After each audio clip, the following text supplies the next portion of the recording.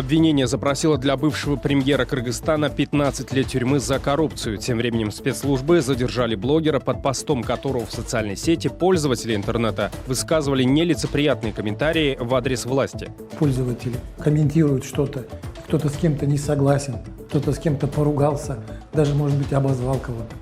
То есть это же не говорит еще ни о чем. Государство должно быть заинтересовано в сокращении числа лиц без гражданства. Агентство ООН в Казахстане рапортует о проделанной работе и помощи тысячам граждан в восстановлении их паспортов. Если не будет законодательных изменений, то мы можем каждый год и 1000, и 2000 человек принимать, но это не меняет саму ситуацию. В Бишкеке стартовала выставка на тему экономической свободы женщин. Основной посыл – избавиться от неравенства и насилия, выражен порой в весьма экстравагантной форме. Такой низовой проект, который, да, это является культурным событием, но это прежде всего такая социальная, гражданская инициатива, чтобы сказать о проблемах и требовать их решения. В прямом эфире информационная программа «Настоящее время. Азия». В бишкекской студии я Шавкат Тургаев. Здравствуйте. Об изощренных методах пыток в так называемых китайских лагерях политического перевоспитания поведал сегодня бывший его узник. В Нур-Султане на пресс-конференции, посвященной положению этнических казахов в Синьцзяне, человек, который представился Турсунбеком Каби, рассказал, что находился в бесправном положении на протяжении 17 месяцев. По словам Каби, его сначала держали под домашним арестом, потом принуждали к неоплачиваемому труду и на протяжении 7 суток держали в тюрьме под землей, где подвергли жестоким пыткам. Меня поместили в подземную тюрьму на глубине 20 метров. Там была камера, которая не достигает и 10 квадратов, где с двух сторон стояли по 3 железные клетки, каждая из которых едва могла вместить в себя взрослого человека. Внутри находился, прижав к себе колени. Там я просидел 7 суток. Не разрешали спать. Между нами сидели надзиратели с дубинками в руках. Они следили, чтобы заключенные не говорили друг с другом и не засыпали. Турсунбек Каби добавил, что в подземной камере заключенным не давали жидкой пищи и воды, заставляли принимать неизвестные препараты и вещества. Дважды в день водили в туалет. В один из дней после выхода из туалета мне разрешили умыть лицо и сполоснуть руки. Однако, так как я испытывал жажду, я решил попить воды. Тогда надзиратели избили меня. Сперва били по ушам. От этого я начал терять сознание. Несколько раз ударили головой об ограждение, после чего меня поволокли к клетке и заперли в ней. В 2 ночи забирали на допрос. Тем временем посол Китая в Казахстане назвал сообщение о принудительном содержании этнических казахов в лагерях в Синьцзяне ложным. Китайский дипломат, не дослушав вопроса журналистов, спешно покинул мероприятие. Прокомментируйте. Откуда такая информация? Откуда такая информация? Это все ложь, это все дезинформация, вы понимаете? А еще один вопрос, господин посол. 24 ноября... Я побежал. Ладно.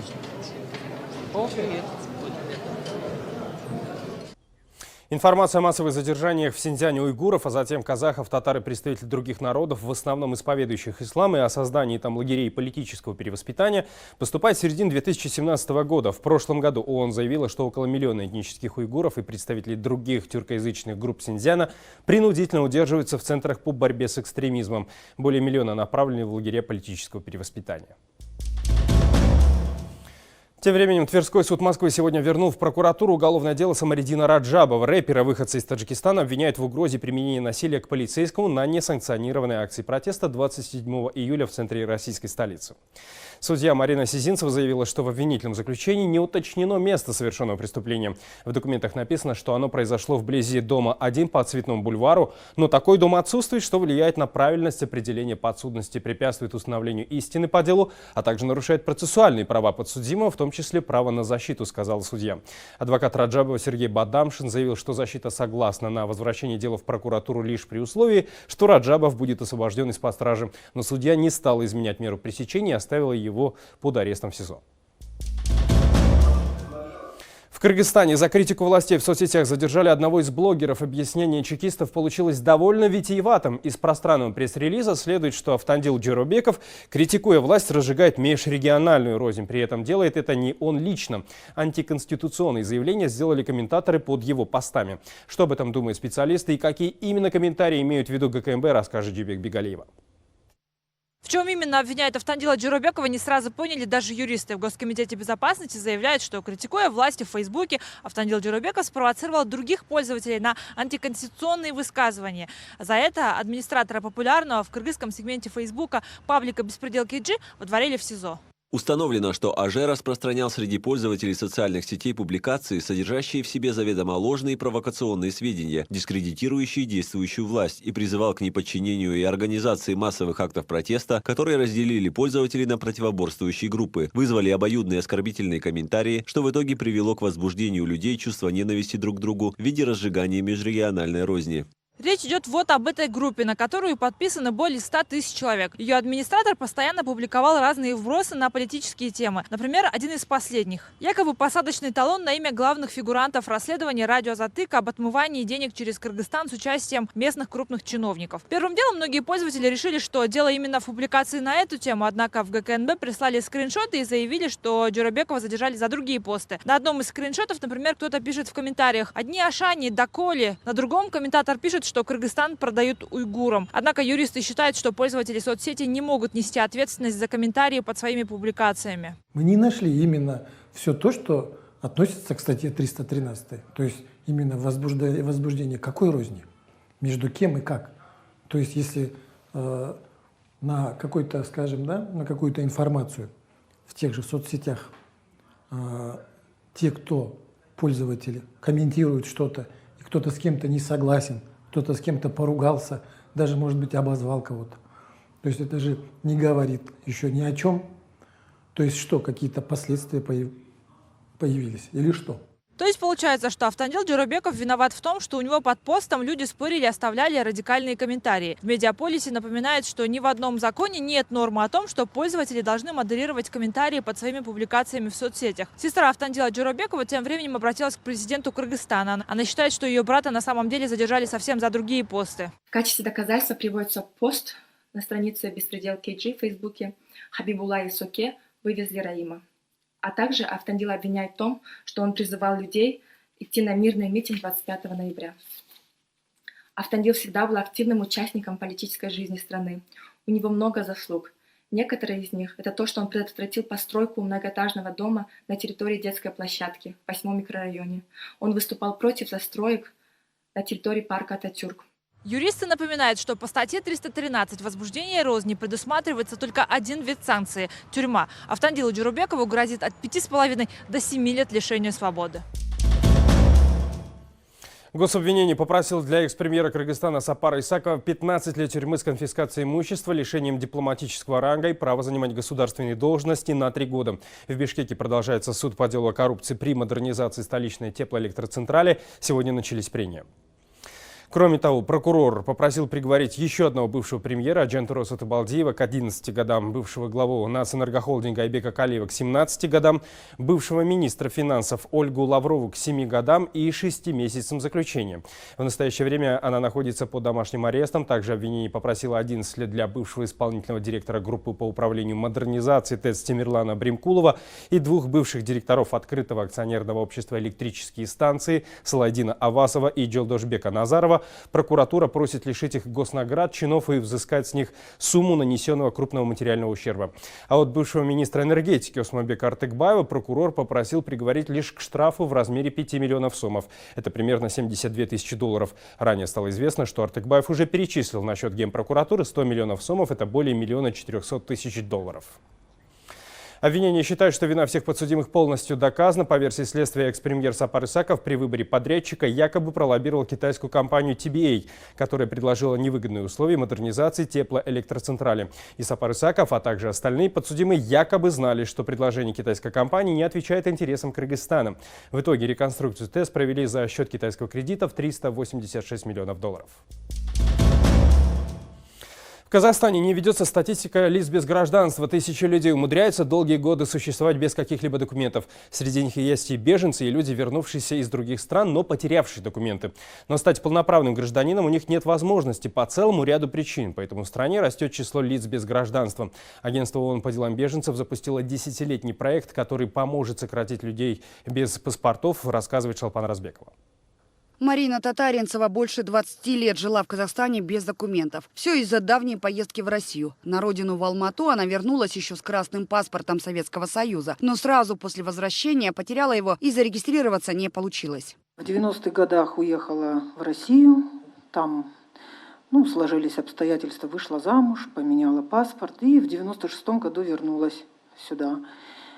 Тогда был закон такой, что хотела вот прописаться, и у меня ничего не получилось. В 2007 году я попыталась снова, пошла в посольство, но опять же денег не было сделать запросы все туда, что подтвердить мою принадлежность к какому-либо государству. В 2016 году Марина снова попробовала пройти регистрацию. Без паспорта она не могла устроиться на работу. С третьего раза тоже ничего не получилось. От знакомых она узнала о Казахстанском бюро по правам человека. Они же направили Марину в агентство ООН по делам беженцев. Главный документ удостоверения личности Татаринцева смогла получить спустя год после прохождения необходимых процедур. С весны этого года она полноправная гражданка Казахстана. У меня жизнь, конечно, кардинально изменилась. Я себя просто чувствую настоящим человеком. Как сказать, что я не боюсь идти по улице, что меня задержат и отвезут там куда-то до выяснения. Деятельность агентства ООН по делам беженцев направлена на защиту прав людей, оставшихся без гражданства. Именно поэтому в 2014 году был запущен 10-летний проект «I Belong» – «Я принадлежу». За 5 прошедших лет только в Казахстане документы получили свыше 7 тысяч человек. В их числе и сотни детей, которые все эти годы не получали образование и медицинские услуги. Ситуацию, говорят в агентстве, можно изменить, но для этого необходимы некоторые поправки в казахстанском законодательстве.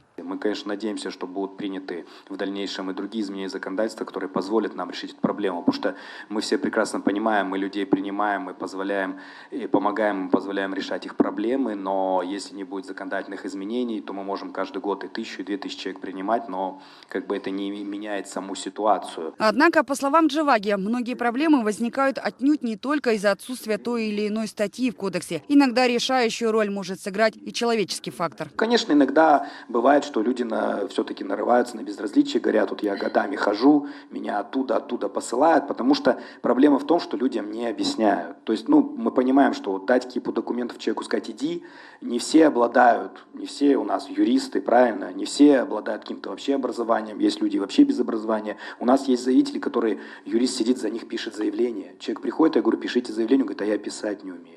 По словам специалистов агентства ООН по делам беженцев, казахстанские власти сами должны быть заинтересованы в выявлении и сокращении числа лиц без гражданства. Дело за изменением законодательства. Шолпан Уразбекова, Павел Энгельгард. Настоящее время. Азия. Казахстан. Против мэра Ташкента уголовное дело возбуждать не будут. В его действиях не было состава преступления. С таким заявлением выступила Генеральная прокуратура Узбекистана. Я напомню, 16 ноября в узбекистанском сегменте социальных сетей появилась аудиозапись, на которой хаким столицы Джахангир Артык-Ходжаев оскорбляет журналистов издания kun.uz, угрожает им физической расправой, обещая сделать из них геев. Через 2 дня издание сообщило, что конфликт исчерпан, однако в тот же день журналисты Зафарбек Салиджонов и Бахадир Ахмедов уволились и заявили мэру, что они не сукины дети и не твари последней. Именно эти слова использовал Артык-Ходжаев, когда угрожал корреспондентам. Этот случай вызвал широкий общественный резонанс. В главном надзорном органе после доследственной проверки пришли к выводу, что Артык-Ходжаев нарушил морально-этические правила и допустил угрозы и оскорбления. При этом они носили общий характер и не были адресованы к конкретным лицам. В связи с этим, считают в Генпрокуратуре, в действиях мэра Ташкента не обнаружено состава преступления и уголовное дело против него возбуждено не будет. При этом хакимов все же могут привлечь к дисциплинарной ответственности. Также в Генпрокуратуре заявили, что журналисты не имели права записывать слова Артык-Ходжаева и распространять смонтированную аудиозапись. Надзорный орган направил письмо в Агентство информации и массовых коммуникаций при администрации президента, чтобы действиям редакции kun.uz дали оценку. Смотрите далее в нашей программе. В Бишкеке стартовала выставка на тему экономической свободы женщин. Основной посыл – избавиться от неравенства и насилия – выражен порой в весьма экстравагантной форме. Такой низовой проект, который, да, это является культурным событием, но это прежде всего такая социальная, гражданская инициатива, чтобы сказать о проблемах и требовать их решения. Центр избирком Узбекистана организует голосование на парламентских выборах в 38 странах мира. Всего при представительствах республики в зарубежных странах 22 декабря будут работать 55 избирательных участков. По информации ЦИК, следить за ходом парламентских выборов в Узбекистане будут более 700 международных наблюдателей с 50 стран мира. В их числе 300 наблюдателей миссии Бюро по демократическим институтам и правам человека ОБСЕ. Во время предыдущих выборов в парламент ОБСЕ направляла в Узбекистан лишь ограниченное количество наблюдателей. В организации это объясняли отсутствием конкурентной борьбы в республике. Нынешнее решение ОБСЕ тем временем не нашло поддержку среди узбекистанских оппозиционеров, которые вынужденно проживают за рубежом. В частности, лидер оппозиционного народного движения Узбекистана Мухаммад Салих заявил, что в стране, кроме ретуши каримовского строя и популизма, политическая система так и не была реформирована на должном уровне. Особо не изменилось положение и в области свободы слова. Мнимый либерализм в этой области дал трещину при первой попытке блогеров написать правду о коррупции и вседозволенности со стороны власти имущих. Продолжается также преследование инакомыслящих и представителей оппозиции. Недавно при подозрительных обстоятельствах был сбит грузовиком критик режима журналист Давлат Назар. Другой активист, оппонент Шабнам Абдуллаева, держится в психушке за то, что она поддержала протестантов в городе Ургенч. Несмотря на неоднократные требования общественности, до сих пор не отпущены на свободу политические узники Акрам Маликов, Рустам Абдурахманов, осужденные по сфабрикованным обвинениям каримовского режима. Миссия наблюдателей ОБСЕ своим присутствием в Узбекистане в день так называемых выборов обеспечит лишь легитимностью антидемократизм и политические репрессии посткаримовского режима. Мухаммад Салих также подверг критике участвующие в выборах политические партии. По его словам, они не самостоятельны и не могут представить интересы общества.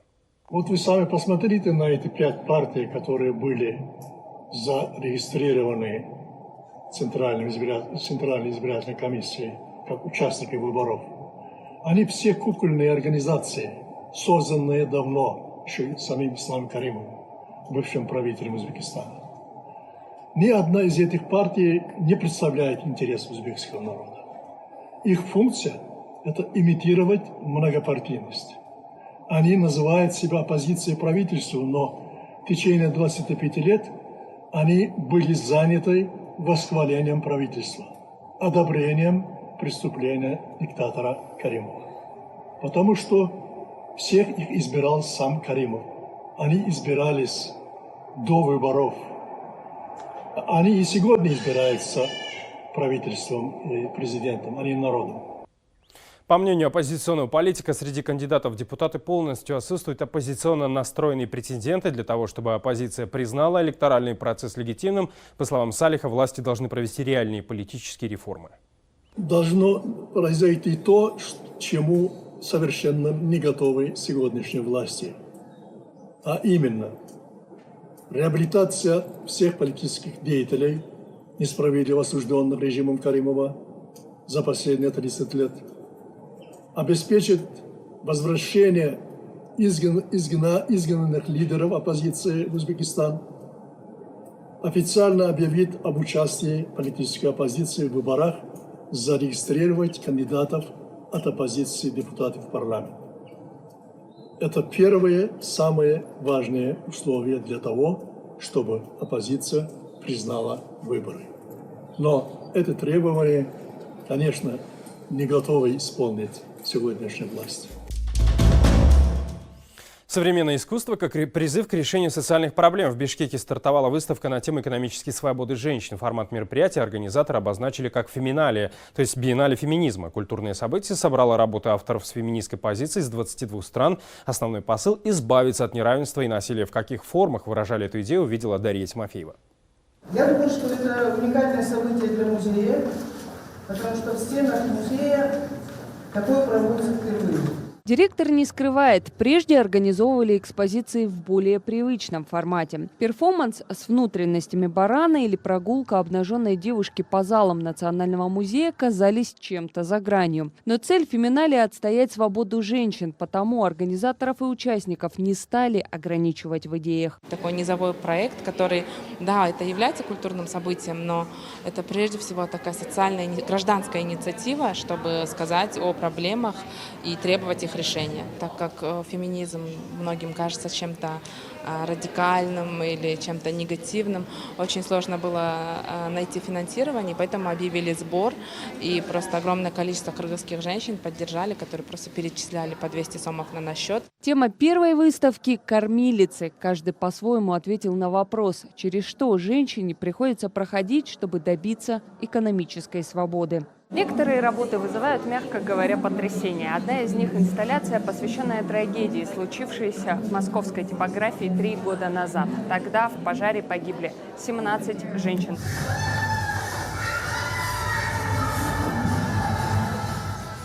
Именно в память о том несчастье первое феминале продлится 17 дней. Идею поддержали 50 авторов. Многие из них приехали из-за рубежа лично. Кто-то отправил работы, часть еще в пути и появится на выставке позже. Мне близка идея о том, что если мы хотим изменить существующую систему, нам нужно смотреть на то, как устроена природа. Изначально у нас не было стереотипов. Вы можете увидеть, как разнообразна природа и как все в ней связано. Нам следует обернуться назад, туда, где мы жили без социальных барьеров. Экспозиция с возрастным ограничением 18+. Некоторые работы можно назвать провокационными, но организаторы скорее бросают вызов, в первую очередь, гендерным стереотипам. Необычная подача, уверены авторы экспонатов, это способ привлечь внимание, заставить решать проблему несвободы и насилия над женщинами. Такое закрытое пространство, очень темное, для того, чтобы человек ощущал себя как сжатым, в очень сжатом пространстве, чтобы ему было тесно.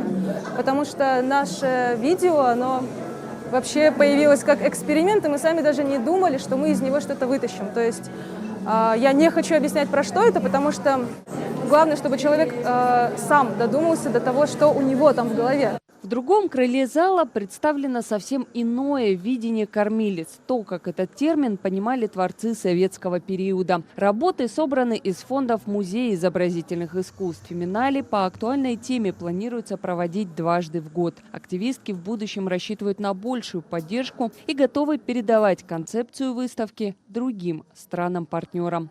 Дарья Тимофеева, Азат Интымаков. В настоящее время Азия, Кыргызстан, Бишкек. Гурбангулы и Бердымухамедова представили новый вариант памятника туркменскому Алабаю, и на этот раз президент Туркменистана его одобрил. Первый проект монумента Аркадагу не понравился, и он попросил его доработать. Памятник Алабаю будет иметь ширину постамента 36 метров, а высоту 9 метров. Сама собака будет высотой 6 метров. На постаменте золотыми словами будет написано «Туркмен Алабай». Важно заметить, эту надпись выполнят тем же шрифтом и в тех же цветах, что и на обложке президентской книги об этой собаке. Эту книгу Бердымухамедов закончил в сентябре этого года. В ней есть и стихи главы Туркменистана об Алабае. Позже их положили на музыку. Памятник планируют установить уже в следующем году. Туркменский Алабай – разновидность среднеазиатской овчарки. Эту крупную породу вывели для охраны скота и защиты животных от хищников. Туркменские алабаи, как и туркменские ковры или вот эти прекрасные скакуны за моей спиной, являются гордостью туркменского народа, его достоянием, его богатством.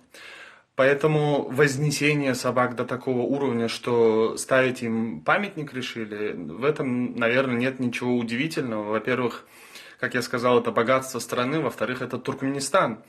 И это Аркадаг, который решил поставить ему памятник.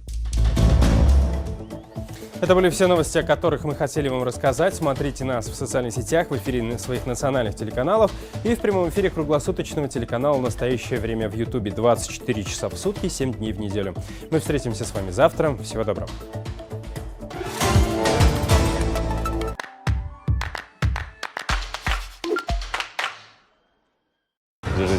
Знакомьтесь, это Слава Шестаковский. Из продаж мотоциклов он перешел в продажи мороженого под брендом «Умка». То мороженое правда радует всех, кто его пробует. Ассортимент мороженого увеличился от 12 до 45 вкусов. Хотелось изначально выбирать такой продукт, который я бы ел сам. Как создавать неординарное мороженое без собственного производства? За счет чего «Умка» выживает в зимней спячке? Обо всем этом смотрите в проекте «Бизнес-план».